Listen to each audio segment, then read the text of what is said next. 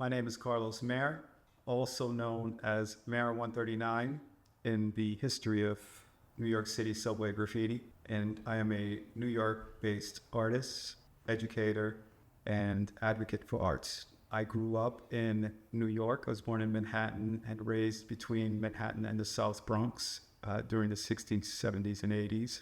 I happen to have been in an environment where graffiti was everywhere. And I didn't pay attention to it much, but until one day I was on a train station, and right across from us, I would learn later, was Writer's Corner, the bench. But as we were waiting, a train pulled up that was fully painted with cartoon characters and colors. It was a train by Lee Quiñones.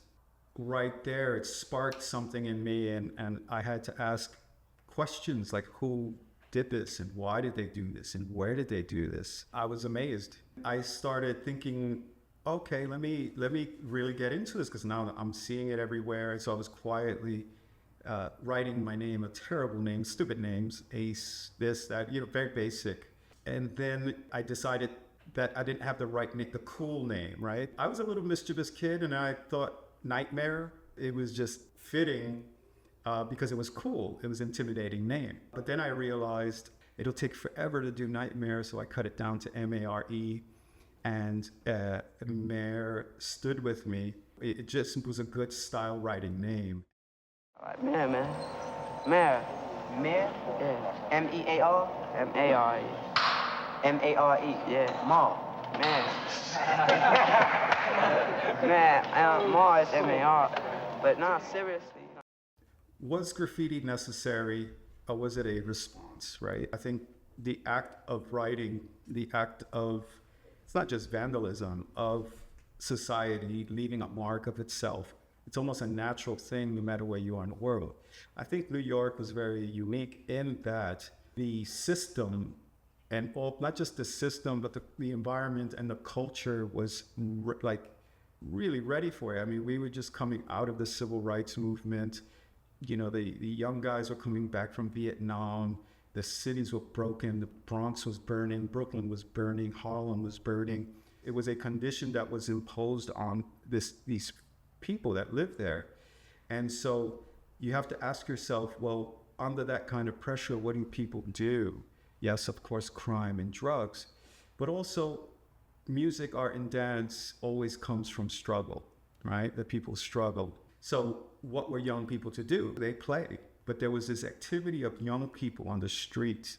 And part of the things that was happening in the streets in New York at the time was so much music. And then there was this other thing, which was the writing. And so with the writing that was first on the walls, and then the buses and trains, that was a way for people to be seen. And it was kind of essential human impulse to feel valued and seen, and that here I was, here I existed here in this space, in this community.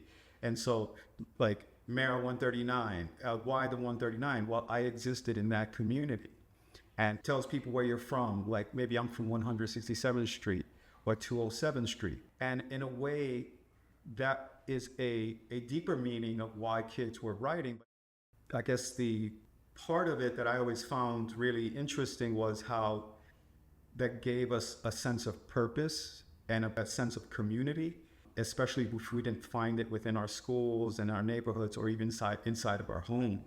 So for many, this kind of life of crime, of let's just call it creative crime, was an act of survival. What I always said that was really unique about this movement, and it continues to this day, it's a collaborative movement. It is also a mentorship type of movement. One, they would protect you, but also they would teach you. They would also take you to these places and show you how to get in, and show you how to not just protect yourself, but to be very efficient in what you were trying to do. It's interesting because that part of my life, it wasn't about just trying to have my name everywhere. It was about, how was I going to have my name as good as, or in the style of somebody like Knock 167, right? Or Part 1. or chain 3. So it is that kind of environment that was fostering all of us and inspiring all of us. And so for me, the school, the education I was receiving at that time, which was interesting, was on the streets, in the tunnels. And then again, between that and the museums, because I went to school across the museum, I was kind of learning two different things at the same time. And I took an interest in museums early on in order to, I guess, hide out and find comfort in art. But also I was investigating art and wondering where we were in the history of art, meaning Black and brown people. And so I started to read books and ask big questions very early and very young, and took an interest in critical thinking about art and art history and how that would relate back to us in the hip hop community. I started to ask the questions, where are we in this conversation in art history, in human existence? Will this matter? Will this movement matter? So I had to find ways to understand the world of art, the history of art, and also, I guess, the critical thinking behind it. I decided, let me learn this language as a way to have some kind of self-defense, to validate what we were doing on trains, not just because of the act of painting trains, because it was about a kind of response to a city and a society that was breaking down, and that we weren't seen and we didn't have spaces to be seen. And so as I started going on this journey to better understand the human history of art, and especially modern art, I started to get really academic very early on, before most of my peers in the 80s, and thinking about the impact of history and quite possibly how it, repeats itself. In 1980, Henry Chalfant, who was documenting and photographing all the trains, and he himself was a sculptor, and he would invite the artists to his studio in Soho to come look at the pictures. I started looking at his sculptures differently and asking questions, and he saw that I had an interest. And then the Picasso retrospective came to the Museum of Modern Art, and he invited me. And it was then that I started to really put it together. And one of the things that I started to think about was like, well, I find modernism and all this art within us, but in a very different way, in a very specific way, but it's not far removed from what I'm looking at, especially aesthetically. I decided to make my first sculpture. I was a student at a school called Parsons School of Design. It was one day that we were studying Dadaism, and we had an assignment. In fact, I did probably my best sculpture to date, the most poignant sculpture to date, as my assignment, which was very simple.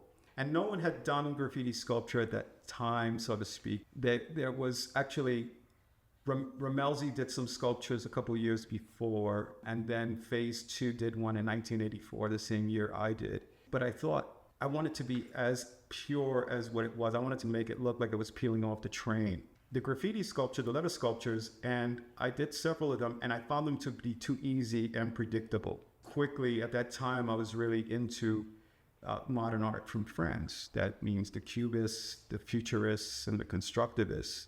I was looking at that art, studying that art, and then responding to that art. So I was taking this whole new language, right? Inheriting what was offered to me from history, and saying, okay, well, let me remix it in the way hip hop remixes everything. This is something different. This is what I'd like to explore. Breaking was around me. I was in the South Bronx. And again, this is a time before hip hop. There were the DJs that were outside, there were the break boys, and then there were the writers, right? And so we would have these jams in the neighborhood, but the breaking was everywhere.